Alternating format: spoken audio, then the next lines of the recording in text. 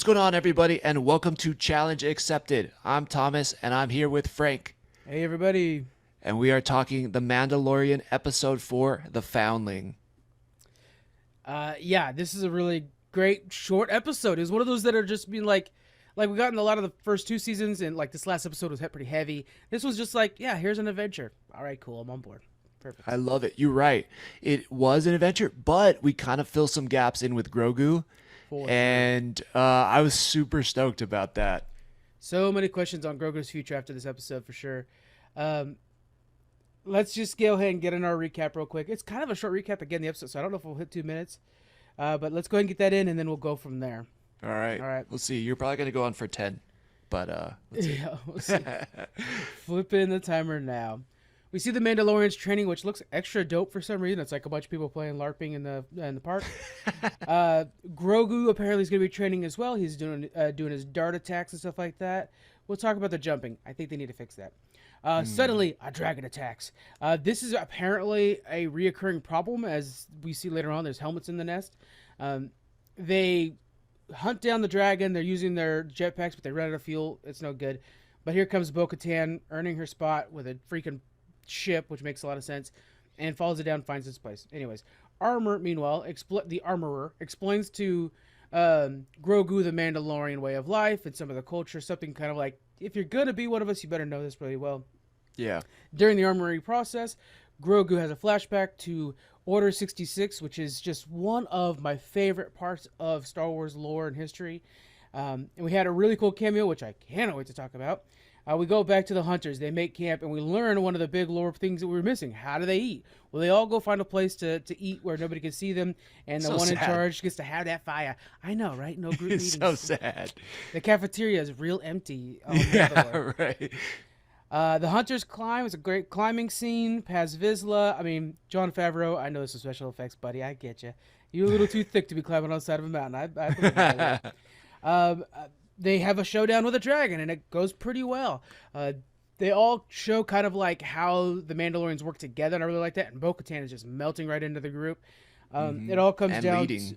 Yeah, she is leading this hunting group. One thing I really like is once the dragon falls in the water, we got a return of our friend from the first episode from the season 3. And it reminds me, classic, there's always a bigger fish. And it takes out that dragon. And time. Nice. Nicely done, man. You're so right about that. Yeah, a lot of good points. Yeah, I want to start at the beginning because you talked about Grogu's jumping. And I liked how Mando was telling Grogu, all right, now you're... Well, he didn't really call him a foundling, did he? But anyways, he was saying, now's your time to train. Yeah. And I like that he's putting him in the mix, you know? Because last season... Go ahead. Well, I do, but I think that one of our bigger problems that we have is... They're so worried, and I'm happy with this, don't get me wrong, they're so worried about practical effects that I kind of am starting to miss how Yoda jumped around on Count Dooku's ass in Clone Wars. Dude, okay, yes, thank you for bringing that up, because this is exactly what I thought about after we saw the jump, all right? They get the darts, which is super cute, like this big dart all on his arm. It's like his whole arm. Attach it. It's so cute. Yeah, it is. It was like that kid's wrist, and then it was like Grogu's whole arm. And then he jumps over him, right? And we're like, okay, cool, he's using some of his Jedi training as well. But it was like, really? Like, that's the time to do the special effects with Yoda and Dooku from, what was it, Revenge of the Sith or something like that. Well, yeah, so he fights Count Dooku in Clone Wars, which is the first time we see him fight, and we're like, what? He could do this? And then we see how actually really insanely skilled he is when he fights Sidious in Revenge of the Sith. And that's when they're like throwing parts of the Senate at each other. Oh my God, I love those movies. It's so cool. Freaking cool. But we could have used it here because it looked a little wonky. But, you know, I do appreciate that they're trying to keep everything practical. For sure, and we were going to get a big special effects dragon. But I guess maybe, I don't know, is that a problem? When you see how cool the dragon is later and then you see how kind of lame Grogu's flip is in the beginning? I think it's just trying to figure out this balance. And I think as fandoms, as a fan group, we have to nicely let them know that we're okay with them using CGI there. Because, first off, CGI from back when Yoda was bouncing around. I know when you watch those fights again, Yoda's a fancy cartoon. Like, let's be honest with you. They age as they age. That's how everything is. Yeah. Just like, you know, the dinosaurs in Jurassic Park. And this too will age, but Those I think will never age. Those will always look real. they're always. They made sure to make it rain a lot for a reason. Yeah. Good point. Good point. Yeah. But for here, I think right now, our best bet is just to make sure that Yoda or Grogu looks as smooth as possible as we start to expand his lore. Once we get armor on him, it's going to be even more important. And again, I mean, like look at Bo-Katan's ship is all CGI, and that thing is a beaut. Oh, it's one of my favorite Star Wars ships now. That gauntlet, just the way it turns with those wings on the side. Oh, it's so dope. And just seeing the way, even the way it lands, we're like lands softly, like man, that is just a clean looking ship. It is. It's so badass. One thing in the training though I thought was interesting was that kid, Paz Vizsla's son, who we find out later is his son.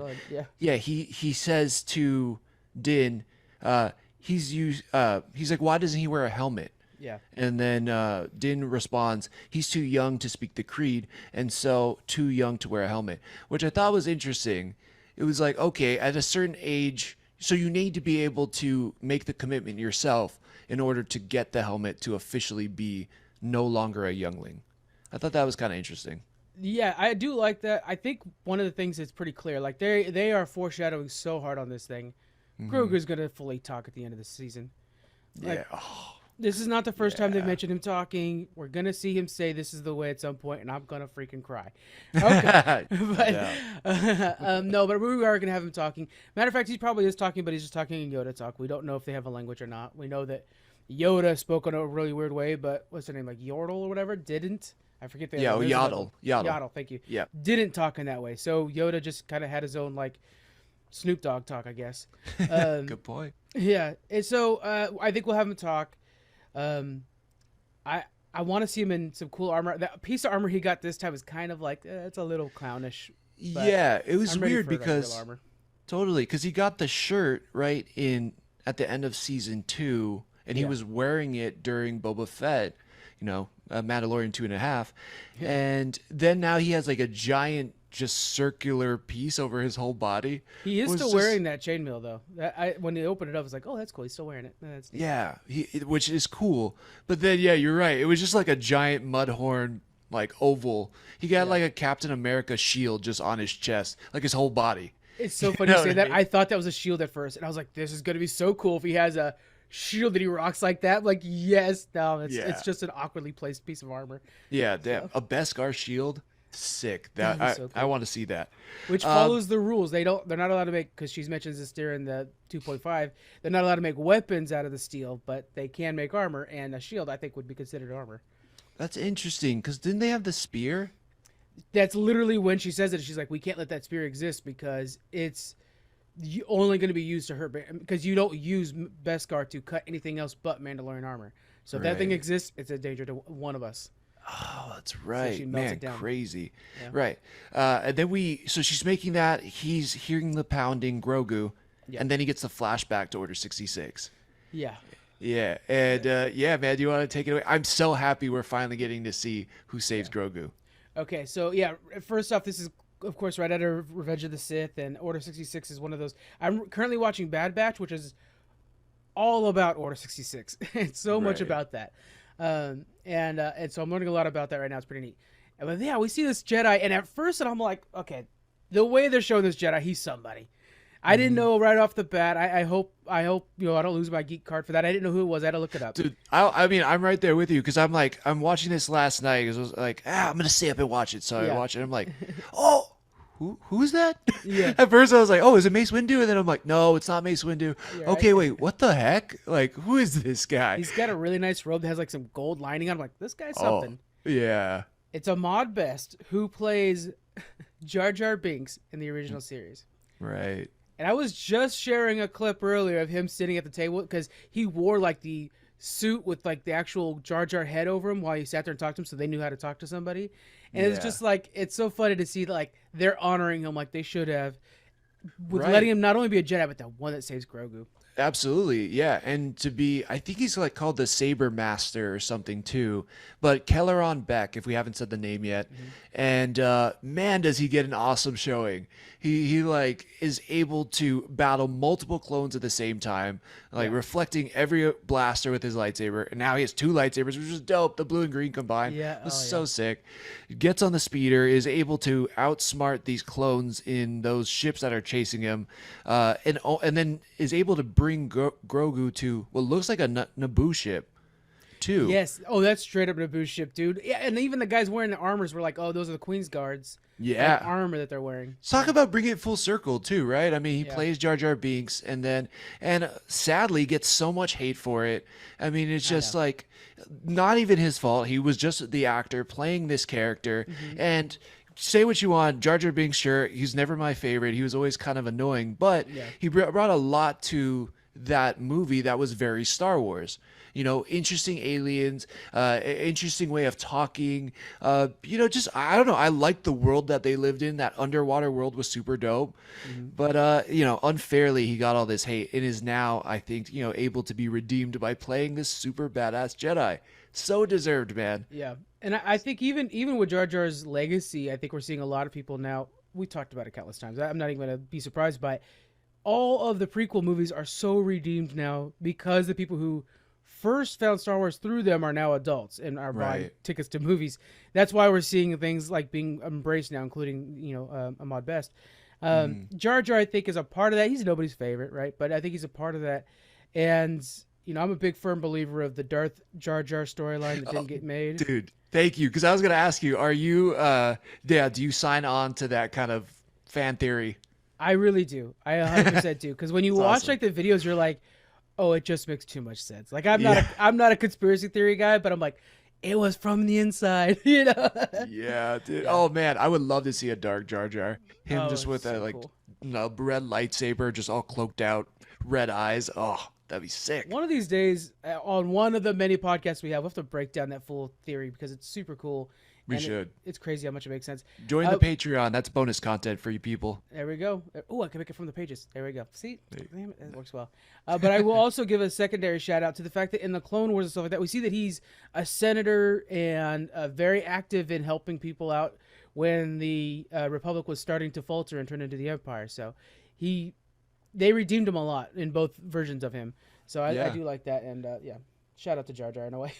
Absolutely.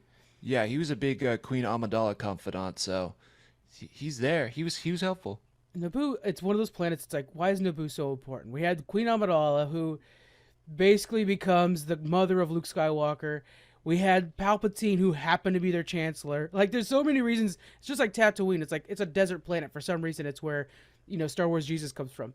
Yeah, where everything happens for sure. Do you think Ahmed's best character? You're saying he's a saber master. I didn't hear that anywhere. Is he going to be a reoccurring character, or are we going to get him back anywhere? I think we do. I think this opens the door based on the reception, right? I mean, I think as more people, and it was like a #1 thing on a Google search, and I was like, who's Kelleran Beq right after, right? Yeah. And I think if the reception is positive, we definitely see him in some flashbacks. I mean, what if he's still alive? This isn't very far ago, right? Sure. Because we they jump into hyperspace, and then Grogu kind of comes back to present day where the armor is making him the chest plate.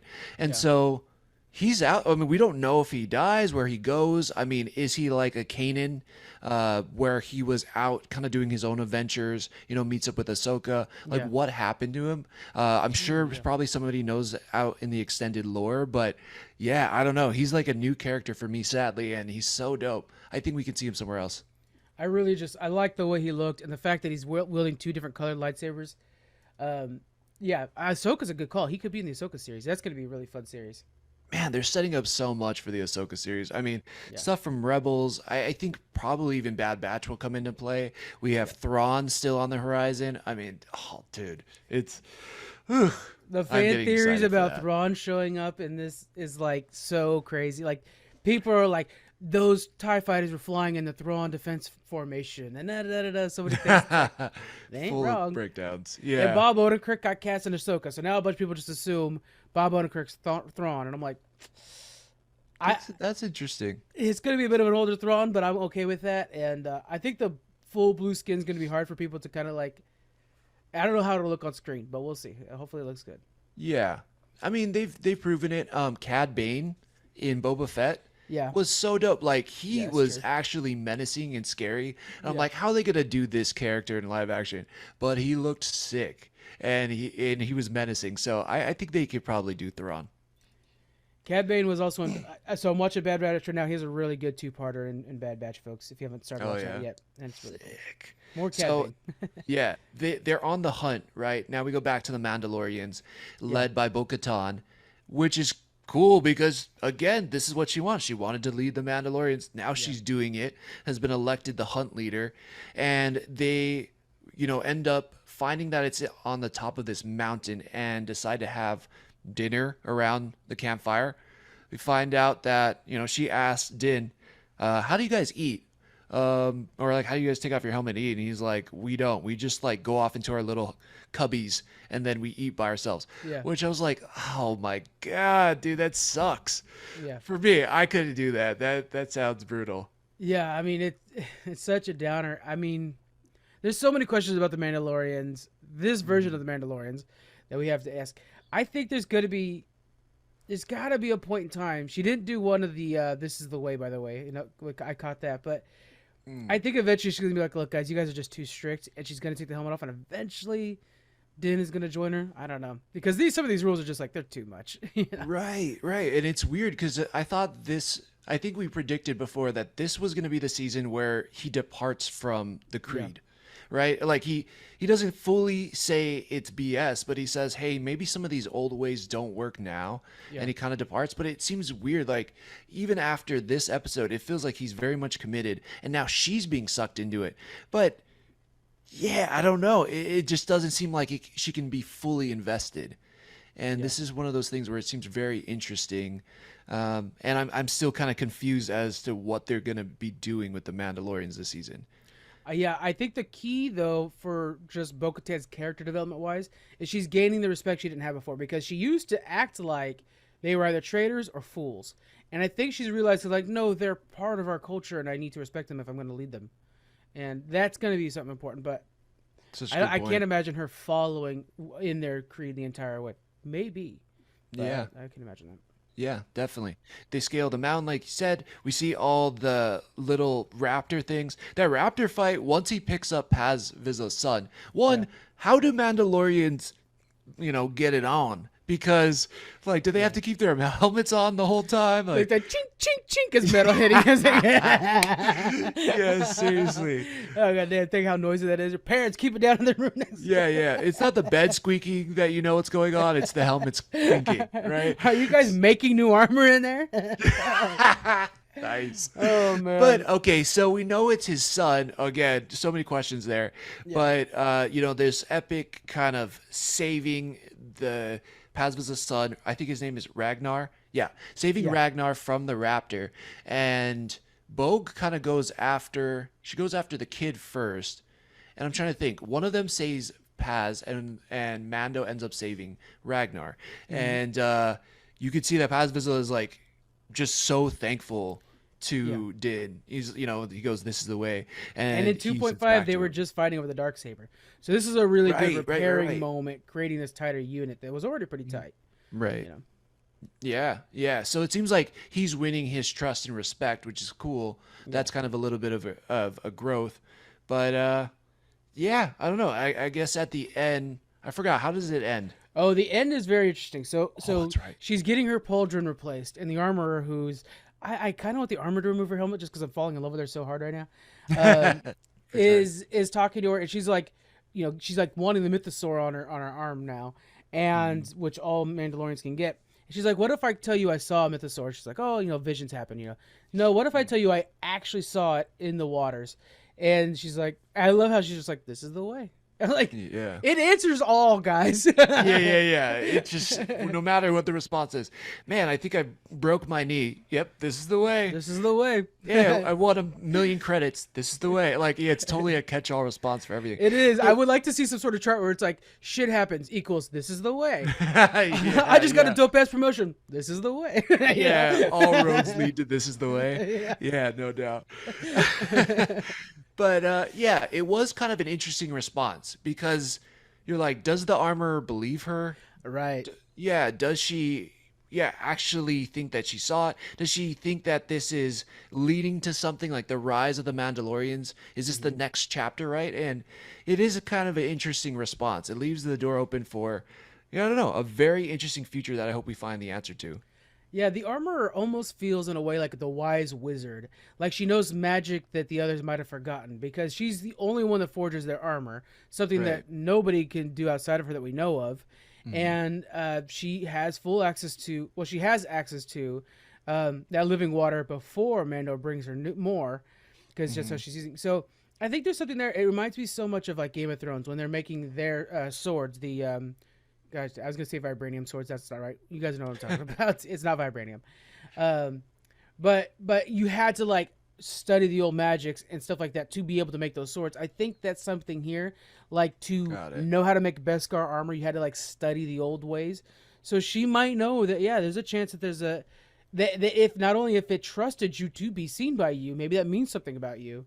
And I think she knows like of a prophecy or something like that she's kind of trying to keep chill, because there's no doubt the Mandalorians would have prophecies. Like these guys are that kind of fantasy based characters.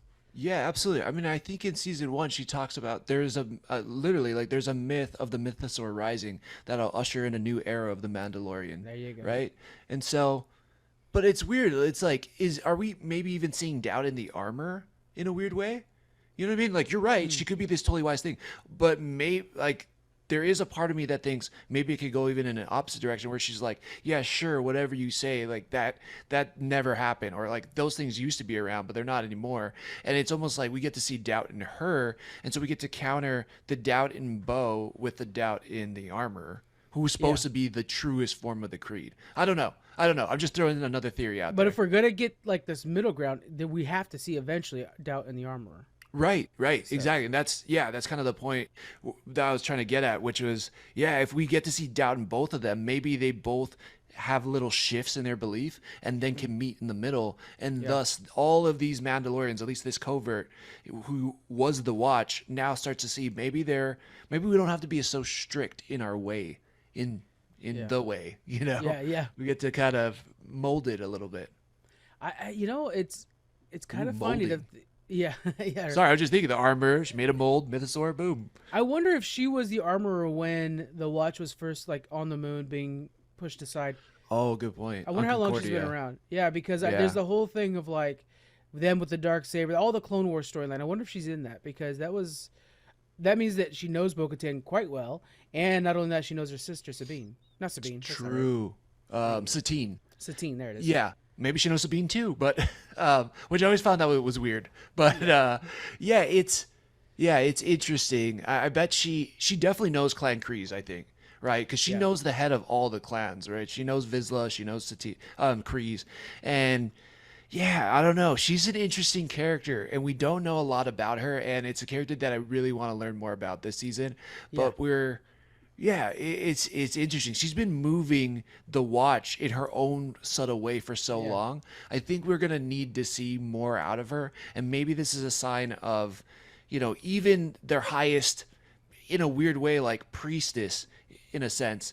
Like maybe she has doubt in things. And what does that mean for her character? And then what does that mean for the rest of those Mandalorians in that covert, the Watch? It's interesting. She's a great. I mean, like her armor design's not the same as everybody else's. The fact she wears furs, like nobody else does that. Yeah. So she's got the Thor look. Yeah, she does. Yeah. Oh man, maybe she's from Valhalla. Yeah. But that'd be cool. I mean, they're both owned by Disney, guys. We all know that. So it's bound to happen. She's a very cool character. I hope we do get more, and I would like to see where her biases come from at some point. Would be nice, because she might have a bias, and right now she doesn't seem. I see her so much as like a Saruman or maybe like a Gandalf the White. Like she's just a little bit too knowledgeable to be relatable to the people around her, and that's kind of a cool character trait. And we're gonna learn a lot more about her soon, I hope. Oh yeah, absolutely. Carl Weathers, by the way, directed this episode. How cool! Oh yeah, man, he killed it. Yeah, he killed. He created one of the best episodes I think from last season, which was that chase in the armor car, and they didn't have weapons, but they were getting shot at. That one was super exciting, that episode. And yeah, Carl Weathers, man, just put him in anything. Have him direct, have him act, have him do whatever he wants, because I love him in everything. Yeah, he's a really great reoccurring character in one of the best shows ever, Arrested Development, and he's doing like these like classes for one of them, and it's just funny to see how he can go from comedy, he can go to action, he can do anything he wants. He's such a badass. Creed, nice. I mean, he's the original Creed, so he's absolutely, yeah.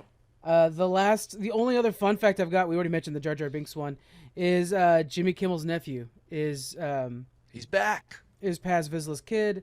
Mm-hmm. So that's Jimmy Kimmel's nephew. That's pretty neat.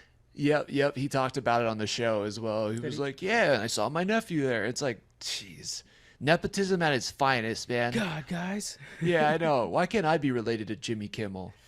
Yeah. We just noticed this before.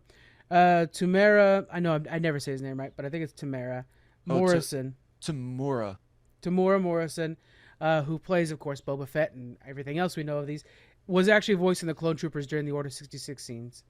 That's great. I didn't know that. That's sick. I mean, it makes sense, of course. Why wouldn't you have the voice do it? But it's badass. I'm excited for more of him. He's really cool. I just realized too we had Lateef Crowder, who was one of the unnamed Mandalorians. He's a visual effects guy, but he's worked on a lot of big movies. He's like done a lot of the Marvel movies. He did the good Wonder Woman movie. He's did a lot of Fast and Furious movies, and he's working on he worked on the old Tekken movie. He's like I've seen him a lot because he's like one of those guys you see in a lot of fighting movies. So right on, nice. Shout out to Lateef. It was all around just a good, fun show. I'm happy with that.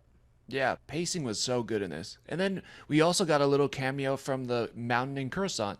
It was like, oh yeah, remember that from last episode? Here you go. You're like, oh cool, sweet. By the way, those ships that are chasing them, those are like the pre-version of the TIE fighters. Again, I'm watching Bad Batch, so now I feel like I know shit. Hell yeah. But they're in Bad Batch, and I like how you could kind of tell, like, oh yeah, those become TIE fighters at some point. You can see the design, you know. Yeah. It's pretty cool. It's so sweet. Yeah. Anything else for this episode before we bounce? No, I think that's it. Can't wait for next week. And then come join and chat. We're going to be here every Wednesday on Twitter Spaces chatting about the new episode. So if you want to come talk about it, or you can't make it this week, or whenever you're listening to this, just come on one of the weeks before we're done, and we're going to keep it going every Wednesday night at 8:30 p.m. Pacific Standard Time. We totally get distracted and talk about other geek stuff too. So if there's something particular you want to talk about, just come on by. Yeah, I'm down to talk about anything. Yeah. You could see, even in listening to this, I go off in a million different directions. So, yeah, come join. I'll be doing that. Yeah. All right, guys. Thank you very much for joining us, and we'll see you next time. Bye. Bye, everybody.